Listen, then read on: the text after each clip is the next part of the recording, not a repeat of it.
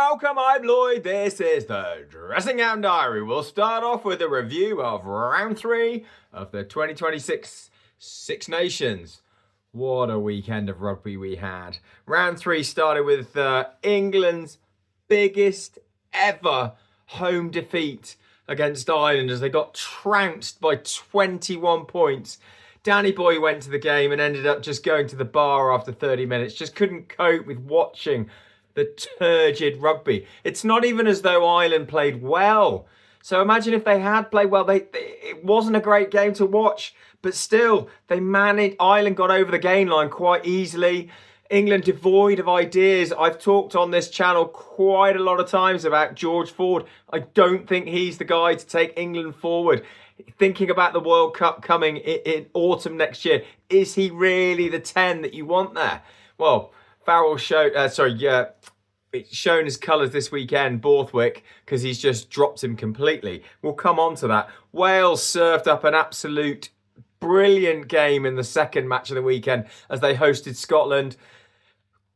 Showed passion, showed commitment, drive, got over the gain line, scored points, but ultimately came up short. Moments of brilliance from Finn Russell with the quick kick-off into Darcy's Graham breadbasket going over in the corner, and then the rolling ball. Question marks over whether the number 8 had entered in front of the ball, which he did. The referee didn't see it. TMO didn't intervene. So Scotland walk away with probably what was a well-earned victory in the end, but the manner of the defeat will be chastising for the Welsh fans. That said, you look at if you were choosing between being a Welsh fan or an English fan after those two defeats, it's pretty clear where you want to be. Wales have hope.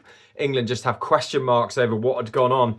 France made a very fast start against Italy, but then Italy were very pragmatic, got back into the game at times, put France under pressure, but France always had enough. They play rugby. It's so beautiful to watch these days. They throw the ball around.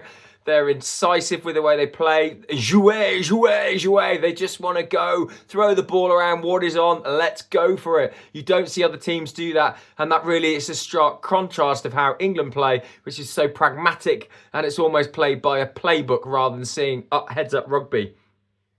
So we go into this weekend's fixtures. Ireland host Wales this evening with an 8:10 kickoff. I mean, where do you start with Wales? They've lost 24 out of 26 tests. They're on a 14 straight loss run in the Six Nations. You can't see this turning around in Dublin. Ireland have made 5 changes. Lowe's injured, so in comes Stockdale. Wales will be playing in white as well. An interesting stat for you here. This fixture has been played traditionally, obviously, with Wales in red and Ireland in green, but that causes problem for those with colourblind issues. So the away teams now have been playing in white, and that record will continue. Dan Edwards comes in at 10 for the Welsh team. Ellis Mee back onto the wing, and both them into the back row. It's a massive ask for Wales to get anything from this fixture, but they're going to find a way to do it. Surely, you know, bookmakers are offering 18 points, 19 points for Wales, and if they get inside that, I'm sure they'll be delighted. I mean, that's quite sad, isn't it, that you're trying to better the handicap rather than looking at winning the game, but that really is where Wales are. Scotland host France tomorrow at the 2:10 kickoff. France can actually win the title. If they secure a bonus point win tomorrow, their title is theirs. Can they do it? Well, if this game was in Paris, you'd think that would be a done deal. The fact it's in Murrayfield, Scotland still have a chance at the title as well. Really, they need 2 bonus point wins to secure that, and ideally stop France getting anything. That's a massive, massive ask. Scotland, Dwan de Merwe is out, dropped again. Darcy Graham comes in. I think Scotland have a chance and it'll be an entertaining game. Have they got enough to get over France? Probably not. It's a massive question. France look heads and tails above anyone else in this year's Six Nations. So I'll be surprised if Scotland can put up much of a fight. But if they can get the crowd going early on, and maybe adrenaline will take them further. Because we haven't seen France really in a dogfight yet this season. They've scored tries early doors and put teams to bed. If Scotland can lengthen the game, maybe they've got a chance. Who knows? The final game of the weekend sees England travel to Rome for the 4:40 kickoff.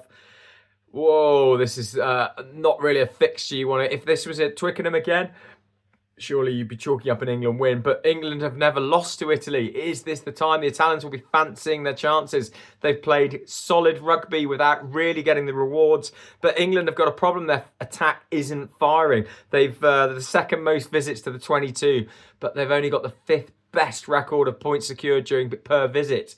That is the problem. They're not scoring the points. They seem devoid of tactics that can open defences up other than the kick chase, and the kick chase is a 50-50 these days. When Borthkit brought it in early doors, it was on the benefit of the change of rules that meant that the players tracking back had to cede the route so that attackers could actually get to the ball. Previously, there were just a load of blockers there. That's changed, but teams are caught up now that everyone is much better in the air.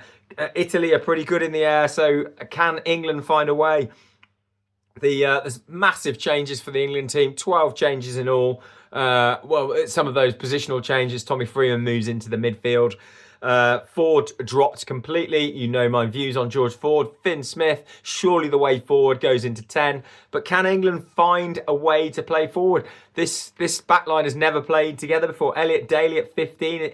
Is he still the man to be doing that? Is that just a hit and hope? You know, what does this say about Borthwick's selection that he's making 12 changes? Now, 10 years ago, teams used to do that because they were playing Italy and they fancy the chances to still secure a bonus point win and blood a few players and use their squad. This is not the same Italian side. This is not a walkover in Rome. So it'll be interesting to see how England approach this.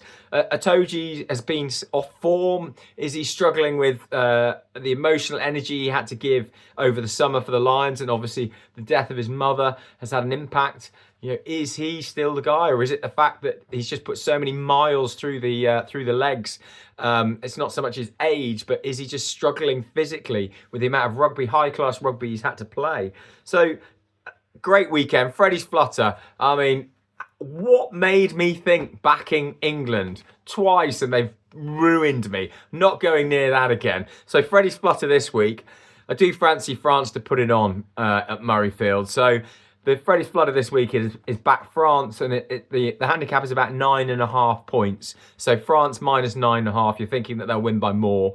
Obviously, it's a big week coming up as well. Cheltenham. For those of you that have read my brother's tip sheets, there's lots of ways to lose money. So it's not just Freddie's flutter. There are other opportunities to lose your hard-earned cash. So this is the Dressing Gown Diary.